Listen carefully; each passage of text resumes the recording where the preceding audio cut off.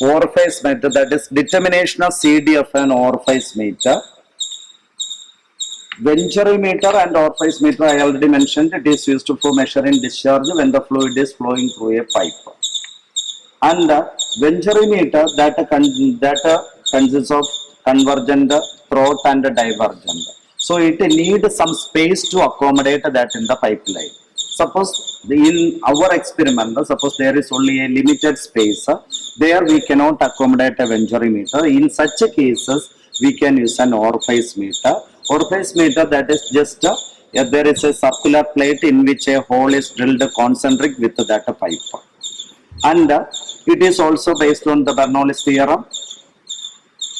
By reducing the cross-sectional area of the flow passage, a pressure difference can create. Then in that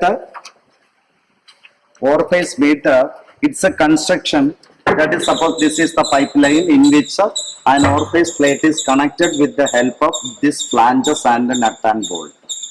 And here is a valve. So first open that valve. Then fluid is flowing from this side to this side. So this is the upstream side and this is the downstream side. In order to measure the pressure difference, we have to tap the pressure from 2 points. In the case of orifice meter, that is orifice meter, the thickness of the orifice plate, that is 0.05 D. Then it is based on the principle by reducing the cross-sectional area of the flow passage.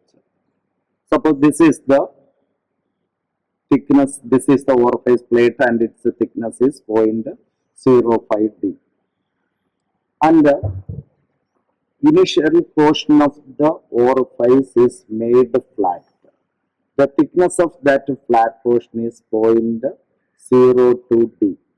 And after that there is an angle of chamfering of 30 to 45 degrees. It is placing in the pipeline with the help of flanges and nut and bolt. And the pressure tapping is taking from upstream and downstream side. Upstream side pressure tapping is at a distance which is in a range 0.9 to 1.1 D. Here, this is the upstream side pressure tapping. That upstream side that is connected to the right limb of the mercury manometer. And this downstream side pressure tapping is at a distance 0.5 D.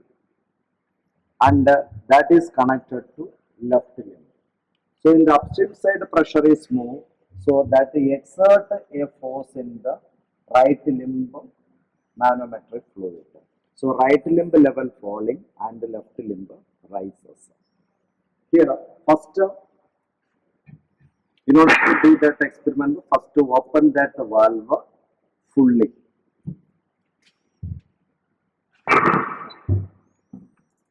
Open the valve fully, and then you have to note the level difference of mercury in the left limb and the right limb. Here it is around 80 and here it is 145. Here is 0 mark in the middle. So left limb reading above 80 and right limb reading below 145. Below 0 you have to take as negative and above reading you have to take as positive.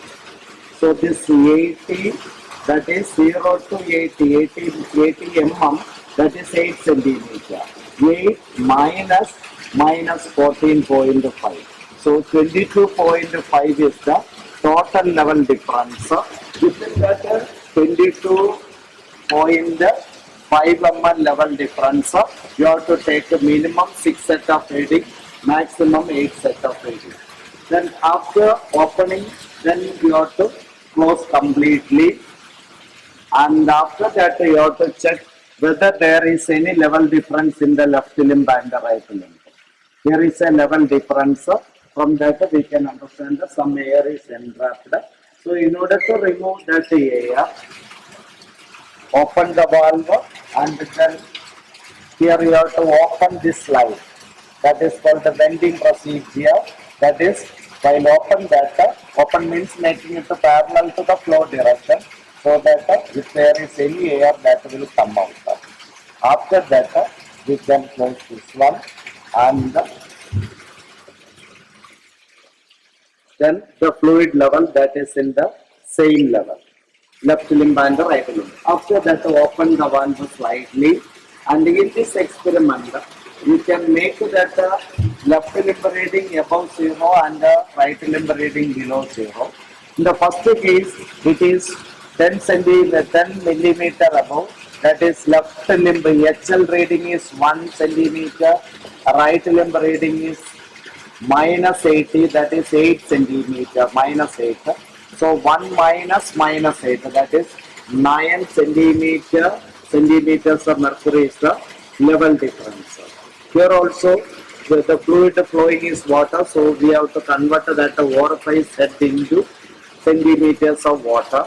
The same formula we are using, H4, that is orifice head is equal to X level difference X into level difference of left limb and right limb into specific gravity of manometric fluid minus specific gravity of fluid flowing divided by specific gravity of fluid flowing. Here 9 into 13.6 is the specific gravity of mercury minus specific gravity of water 1. So 13 minus 1 divided by 1, that is 12.6 into this 9, that is the orifice head in centimeters of water. And using that we can find out the theoretical discharge, that the theoretical discharge of orifice meter and venturimeter, that is same formula, A1 A2 into root 2 GH divided by root of A1 square minus A2 square.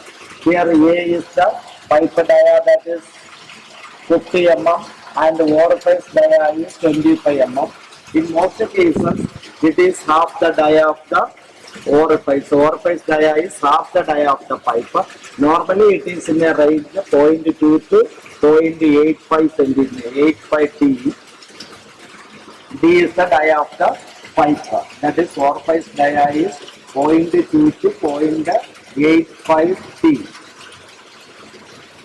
And after that, using that A1, A2, A1, that is 5 by 4 into 5 the whole square, that is 50 centimeter, that is 5 centimeter, this is 50 mm.